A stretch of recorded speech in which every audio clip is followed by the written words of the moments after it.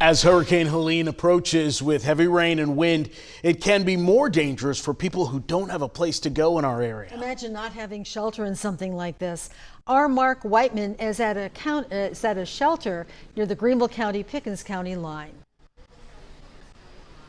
Yeah, hey Nigel and Carol, we're actually at Crosswell First Baptist. That's right off Highway 123, right across from the Greenville-Pickens Speedway. It's off Highway 123 and Fish Trap Road. And Greenville County Emergency Management, along with the American Red Cross, has opened a shelter here that will be open throughout the course of this storm. It is quiet right now. There's no rain in our area at the moment, but we are anticipating the flood levels of the Saluda River to rise to very dangerous levels as early as tomorrow morning, approaching a near record high by as early as 8 a.m. That's according to NOAA. So the American Red Cross has opened this shelter at Crosswell First Baptist. They have cots, they have blankets, they have food and snacks, a place to stay tonight. If you're worried about your home, you lose power, you're worried about having to evacuate because of those encroaching flood levels, the American Red Cross wants you to know you have a place to stay here. You do not need to pre-register. All you need to do is show up. We have seen a couple families show up already, but all you do need to do is show up, sign up, and you have a place to stay tonight and throughout the course